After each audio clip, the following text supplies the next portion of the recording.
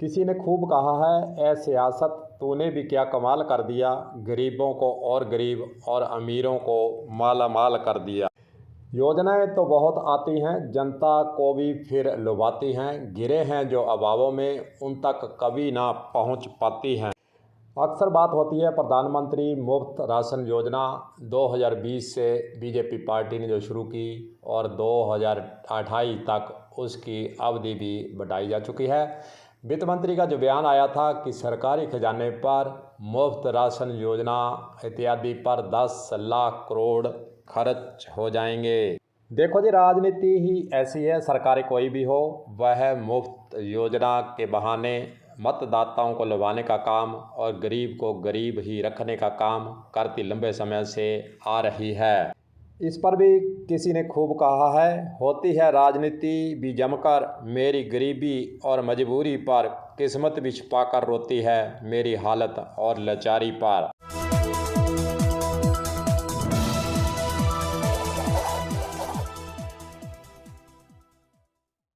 देखो जी, देश के अंदर हर वक्त किसी न किसी स्थान पर बहस होती है कि अक्सर गरीबों के आगे रखकर मुफ्त योजनाओं को जो ऐलान किया जाता है, साथ ही सरकारें दावा पेश करती हैं कि उनके कार्यकाल में लोगों ने तरक्की की है और करोड़ों लोग गरीबी रेखा से बाहर भी आ जाते हैं।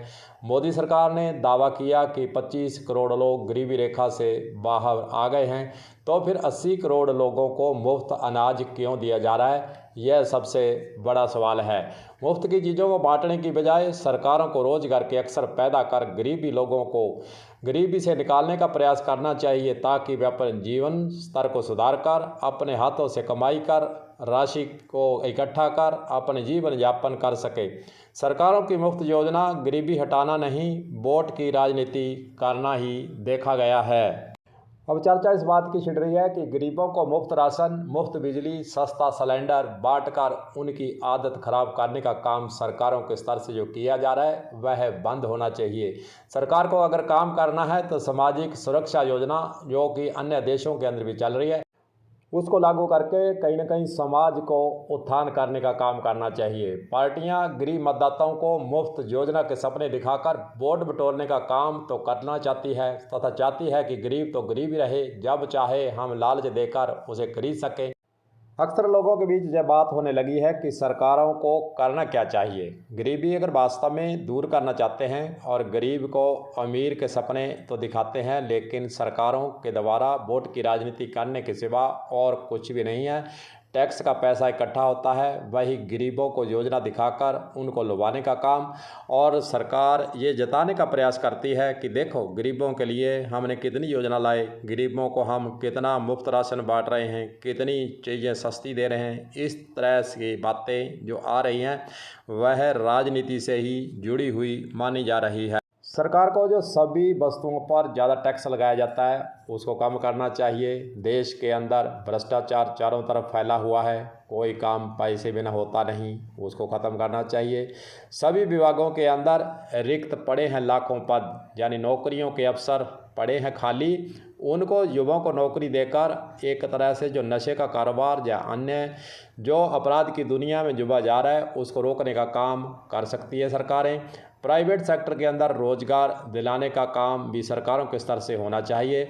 बैंकों के अंदर करोड़ों रुपए जमा हैं और बैंक अधिनियम के तहत लोगों को बिना ब्याज के जो इतना पैसा जमा है रोजगार चलाने के लिए ऋण देने का काम सरकार को करवाना चाहिए। और सबसे बड़ी बात, पेट्रोल डीजल जो महंगा और जिसके कारण सारी बीमारी महंगाई की बढ़ी हुई है, पेट्रोल डीजल को जीएसटी के दायरे में लाकर उसको सस्ता करके जहां एक और महंगाई पर लगाम लगाने का काम सरकारों के स्तर से होना चाहिए।